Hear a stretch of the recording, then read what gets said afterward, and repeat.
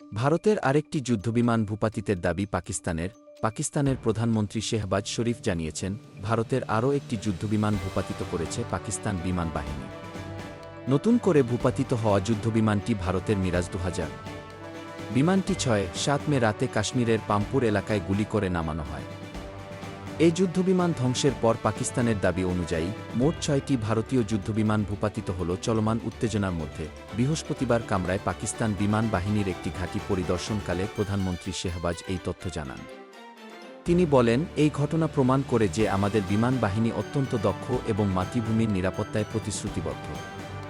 পাকিস্তানের সামরিক বাহিনীর মিডিয়া শাখা আইএসপিআর জানিয়েছে, এদিন প্রধানমন্ত্রী সামরিক পাইলট, প্রকৌশলী ও প্রযুক্তিবিদদের সঙ্গে দেখা করে তাদের পেশাদারিত্বের প্রশংসা করেছেন। শেহবাজ শরীফ বলেন, ভারতের আগ্রাসনের জবাবে পাকিস্তান সংযম দেখিয়েছে, কিন্তু একই সঙ্গে কৌশলগতভাবে শক্ত প্রতিরোধও গড়ে তুলেছে।